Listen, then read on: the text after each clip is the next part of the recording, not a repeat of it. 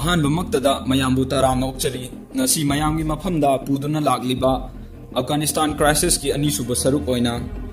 video ꯑꯁꯤꯗ ꯁꯣꯏꯈꯤꯕ ꯂꯥꯟꯈꯤꯕ ꯀꯌꯥ ꯑꯃ ꯌꯥꯎꯔꯕꯁꯨ ꯃꯌꯥꯝꯅ ꯉꯥꯛꯄꯤꯒꯅꯤ ꯉꯁꯤ ꯀꯚꯔ ꯇꯧꯖꯒꯗꯕ ꯇꯣꯄꯤꯛꯁꯤꯡꯗꯤ ꯑꯍꯥꯟꯕꯗ ꯇꯥꯂꯤꯕꯥꯟꯒꯤ ꯂꯤꯗꯔꯁꯤꯡ ꯑꯁꯤ ꯀꯅꯥꯅꯣ ꯍꯥꯏꯕꯒꯤ ꯃꯔꯝꯗ ꯑꯅꯤꯁꯨꯕꯗ ꯑꯐꯒꯥꯅꯤꯁꯇꯥꯟꯗ ꯍꯧꯖꯤꯛ ꯑꯣꯏꯔꯤꯕ ꯐꯤꯚꯝ ꯅꯣꯔꯗꯔꯟ ꯑꯦꯂꯥꯏꯟꯁ ꯑꯃꯗꯤ ꯄꯟꯁꯤꯔ ꯚꯦꯂꯤꯒꯤ ꯏꯔꯥꯡ ꯑꯍꯨꯝꯁꯨꯕꯗ ꯑꯐꯒꯥꯟ ꯅꯨꯄꯤꯁꯤꯡꯒꯤ ꯑꯣꯏꯕ ꯄꯨꯟꯁꯤ ꯋꯥꯔꯤ ꯃꯔꯤꯁꯨꯕꯗ ꯇꯥꯂꯤꯕꯥꯟꯅ ꯁꯔꯀꯥꯔ ꯄꯥꯏꯔꯛꯂꯕ ꯏꯟꯗꯤꯌꯥꯒꯤ ꯇꯨꯡꯗ ꯑꯣꯏꯔꯛꯀꯗꯕ ꯑꯀꯤꯕ ꯃꯉꯥꯁꯨꯕꯗ ꯄ꯭ꯔꯤꯊꯤꯕꯤꯒꯤ ꯂꯤꯗꯔ ꯀꯌꯥꯒꯤ ꯋꯥꯔꯣꯜ ꯑꯗꯨꯒ ꯑꯔꯣꯏꯕꯗ ꯍꯧꯖꯤꯛ ꯑꯣꯏꯔꯤꯕ ꯑꯐꯒꯥꯅꯤꯁꯇꯥꯟꯒꯤ ꯐꯤꯚꯝ ꯑꯍꯥꯟꯕꯗ 1989ꯗ ꯁꯣꯚꯤꯌꯦꯠꯀꯤ ꯇ꯭ꯔꯨꯞꯁ ꯑꯐꯒꯥꯟꯗꯒꯤ ꯊꯣꯛꯈ꯭ꯔꯕ ꯃꯇꯨꯡ ꯇꯥꯂꯤꯕꯥꯟ ꯍꯥꯏꯕ 1994ꯗ ꯐꯟꯗꯥꯃꯦꯟꯇꯦꯂꯤꯁ ꯁ꯭ꯇꯨꯗꯦꯟꯠ ꯈꯔ ꯍꯧꯔꯛꯈꯤ तालिबान हाइबसी Sunni Islamic fundamentalist political movement अमदी मिलिट्री ऑर्गेनाइजेशन ने मखोय असि रिसर्च अमगी मखादा पाकिस्तान केम्दगी ट्रेन तौरपनी हाइना थाजनरी अदुगा तालिबान की होजिक ओरिबा अहुम सुबा लीडर हिबातुल्ला अखुनजादा महाक असि मे 2016 दगी तालिबान सिंह की सुप्रीम कमांडर ओइरखी अदुगा महाक असि 1980s ता सोवियत न पालिंगै मतम रेसिस्टेंट मूवमेंट याउखिबा निपा अमनी नसाइगी हिबातुल्ला हाइबा निपा असि 1990s की मतमदगी शरिया लॉ कोर्ट की मकपुक अमा ओइना लुचिंगबा ओइरखी अदुगी मखा तारकपा ओइना सीर मोहम्मद अब्बास हाइबा सि कानानो महाक असि इंडियन मिलिट्री एकेडमी देहरादूनदगी पास आउट तौखिबा ऑफिसर अमनी महाक असि डिप्यूटी हेड अमा ओइरी दोहा कतार की पॉलिटिकल ऑफिसर अदुगा अफगान नेशनल आर्मी दा ऑफिसर अमसु ओइरंखी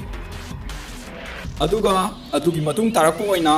दोहा एग्रीमेंट की मखा पोना ट्रम्प एडमिनिस्ट्रेशन ना पालिंगै मतम 1 May 2021 दा US ट्रूप अफगान सोइल दगी लोकथोकपा हाइना यानाबा पुरखी अदुबु डेडलाइन खितंग पुश बैक तौरबा मतुंग 11 September 2021 दा ताखी अदुगी ममांग दा 2001 दा अमेरिका दा टेरर अटैक अमा चथगी अटैक असिदा मी लिशिंग अहुम सिखी अदुगी मखा पोना US आर्मी अफगान दा डिप्लॉय तौबा हौखी अदुगा अटैक अदुदा मणिपुर दगी निपा अमसु सिखी हाइना मयामना हाइनरकली निपा असिगी ममिंग जुपिटर यामबेम हाइना कौवी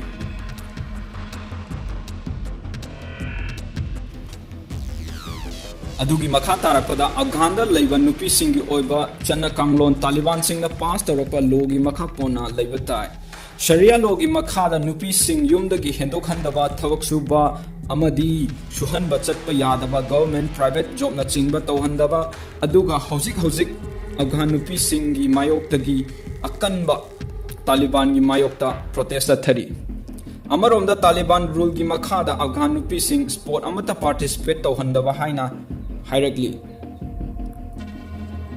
अदुगी मतुंग तारकपदा हौजिक अफगान नुपी लुहोंगदबा लैसाबी सिंह फोर्स तौरगा लुहोंगहनबगी चटनबी अमसु चथरकली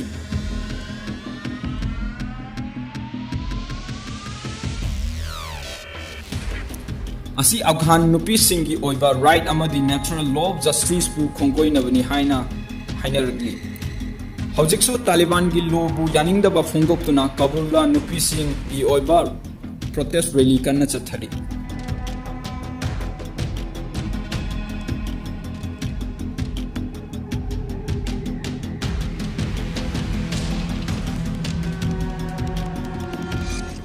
अदुगी मतुंग तारकपदा तालिबान सरकार पायरकलबा मतुंग इंडिया की खुदोंग थीबा ओइरकदरा हाइबगी अकीबा लैतबा नते मसी अफगान दा तालिबान ना शक्ति पायरकलबा मतुंग मी सिंगना तालिबान बु यानिंगदबा लैतबा नते अफगानिस्तान की पंसी हाइबा जगह असिदा तालिबान की फैक्शन कांगो अमसु लैरी मखोय असि नॉर्दर्न अलायंस हारगसु खंगनै मखोय असि united Islamic national front for salvation हारगसु खंगनै मखोय असिना नॉर्दर्न प्रोविंस ता लैबा इस्लामिक फ्रंट कांगू अमनी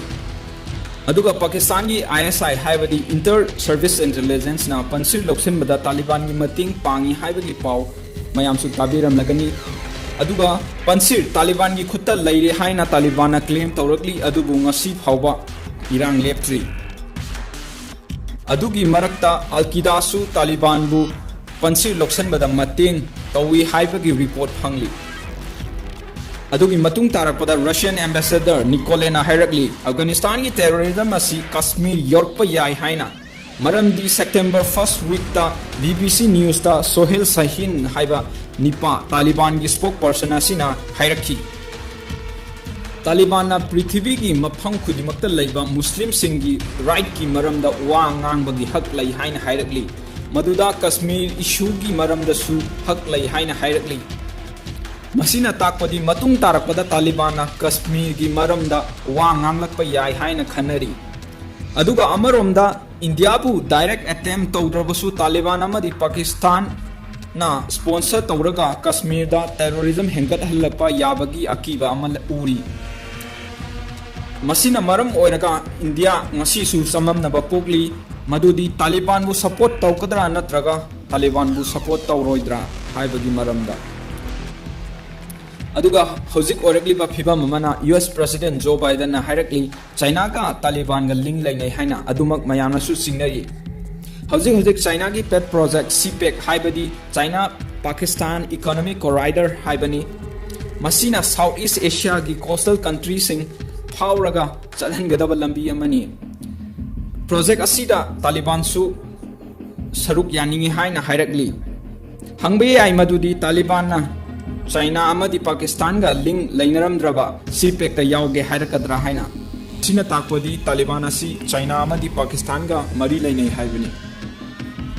अदुगा हौजिक ओरगलिबा फिबम मना तालिबान ना गवर्नमेंट अनौबा अमा सेमबगी कंट्री तरकु इनविटेशन पीखी कंट्री सिंग अदुदी Russia China Turkey Iran Pakistan and Qatar नि अदुगा न्यू कैबिनेट अमा फॉर्म तौखरे कैबिनेट असिदा यावरिबा मिनिस्टर सिंग असी न्यूज़ रिपोर्ट अमगी मखादा टेररिस्ट खरा यावी हाइबगी रिपोर्ट खरा फंगी अदुबु इंडिया की माइगेदगी ngasi फावबा रेस्पॉन्स अमदा ताद्री अदुबु इंडिया की माइगेदगी करी करंबा स्ट्रेटजी अमदी रेस्पॉन्स पिरके हाइबगी मतांगदा मयाम पुनंगाय मिनसी अदुगी मतुंग तारकदा मयाम की मफमदा अनौपा टॉपिक सिंग खुदोल तौजगे मयामना चैनल असिबु नुक्सिबिदुना सब्सक्राइब लाइक अमदी शेयर तौबिरम थैंक यू